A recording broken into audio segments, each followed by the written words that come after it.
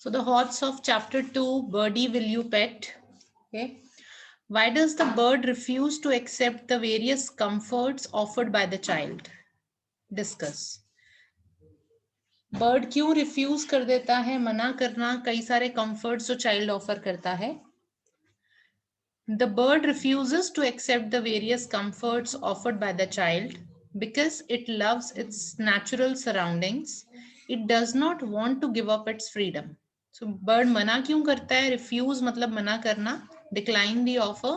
So he refuses, the bird refuses to accept the various comforts. Various बहुत सारे comforts जो offer किए थे उसे चाइल्ड ने, because it loves its natural surroundings. Natural surroundings मतलब नेचुरली जो उसके आसपास चीजें हैं वो उसे पसंद है.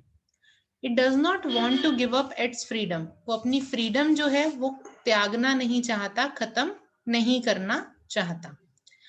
The next is life skills. Is freedom just the right to live as we wish? क्या फ्रीडम राइट टू लिव है, जैसे हम चाहते हैं ठीक वैसे ही, ठीक उसी तरह से ही? So the answer is no.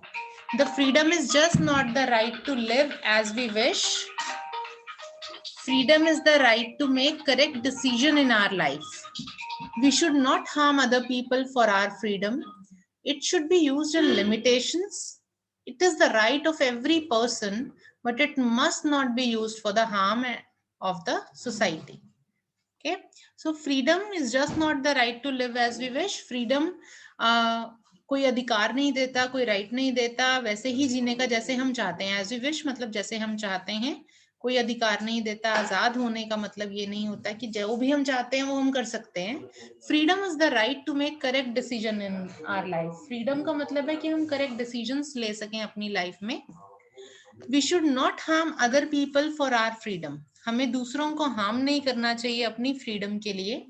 It should be used in limitations. Limitations मतलब कि लिमिटेड ही चीजों तक यूज की जानी चाहिए फ्रीडम. गलत जगह पे हम अपनी आजादी का इस्तेमाल ना करें, गलत इस्तेमाल ना करें. It is the right of every person but it must not be used for the harm of the society. यहाँ पे एंड हार्म गलत यूज हो गया है दोबारा से, तो आप इसको रिडंडेंट कर लेना. When you right the answer, do not right and harm again.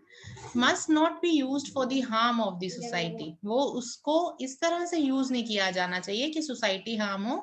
So life skills का क्वेश्चन है, फ्रीडम का मतलब क्या है कि हम जैसे जीना चाहते हैं वैसे जिए. तो आंसर है कि नहीं, क्योंकि फ्रीडम जो है हमें राइट देता है, हक देता है लाइफ में सही डिसीजन लेने का. हमें दूसरों लोगों का नुकसान नहीं करना चाहिए, उनको किसी तरह से परेशान नहीं करना चाहिए अपनी फ्रीडम के लिए, और वो लिमिटेशंस में यूज की जानी चाहिए. ये राइट है हर पर्सन का, पर इसे सोसाइटी के लिए, लोगों के हार्म करने के लिए यूज नहीं किया जाना चाहिए. The next one is values. Why does the child call the bird birdie? Why does the child use the word birdie twice? Okay, twice means दो बार. Okay, so child जो है वो bird को birdie ही क्यों बुलाता है, bird क्यों नहीं बुलाता? और child जो है word birdie उसको दो बार क्यों use करता है? The child calls the bird birdie to express love and care towards the bird. उसको bird को वो birdie कहता है ताकि वो अपना जो लव है और केयर है वो दिखा सके उस बर्ड के प्रति, उस अपना प्रेम दिखा सके, कितनी केयर करता है, कितना ध्यान करता है वो दिखा सके. She uses the word birdie twice to tempt the bird to become her pet. वो birdie जो term है उसको दो बार यूज करता है उसे tempt करने के लिए, ताकि वो उसका pet बन जाए. Okay, and now the last question, which is the writing skills.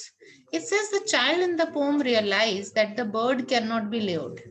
अब जो चाइल्ड है इस पोम में वो रियलाइज कर जाता है, वो ये समझ जाता है कि उस बर्ड को ल्योर्ड का मतलब होता है लालच देकर अपनी बात मनवाना या अपना काम निकलवाना, किसी लालच को देकर फंसाना. तो उसको ल्योर नहीं किया जा सकता. She has her own priorities in life. Okay, उसकी अपनी प्रायोरिटीज हैं, अपनी ही पहल पे कई सारे चीजें हैं उसकी लाइफ में. फ्रीडम भी इक्वली इंपॉर्टेंट है उसके लिए, फ्रीडम भी उतनी जरूरी है. The child decides to share the conversation between her and the bird with a friend through a letter. अब वो जो चाइल्ड है वो एक लेटर के थ्रू अपने एक फ्रेंड को बताना चाहता है. वो लेटर लिखना है यहाँ आपको. So as like in letter format, what we do, we always write the name of the colony, then the city, then the date, and then the name. So that's how you are going to use this. Okay. And you can put the current date instead of the previous date. अब की date जो है वो आप use करेंगे. And you can write any name, but remember the first name of letter of the name should be capital. First letter जरूर capital होना चाहिए. So the answer says I am fine here and hope you will be same. मैं ठीक हूँ और मुझे उम्मीद है आप भी ठीक होंगे. Okay, this is the opening sentence for most of the letters. I want to share an interesting experience with you. I met a bird in my garden. मैं एक bird से मिला अपने garden में. It was very beautiful. वो बहुत सुंदर था. I tempted it to be my pet. मैंने उसे tempt किया, उसका मन लुभाने की कोशिश की कि वो मेरा pet बन जाए. I offered silken quilts, velvet bed, diamond necklace, golden cup and ivory seat to the bird. तो जितनी चीजें उसने ऑफर करी थी वो सब लिखी हुई हैं यहाँ पे. But it declined all the offers. Declined मतलब मना कर देना. उसने मना कर दिया सारी ऑफर्स के लिए. It loved it's freedom. उसे उसकी फ्रीडम, उसकी आजादी बहुत पसंद थी. Okay, it loved its freedom. Now I have realized that a bird cannot be lured. कहता है अब मैंने ये realize किया है, ये माना है कि एक bird को lure नहीं किया जा सकता.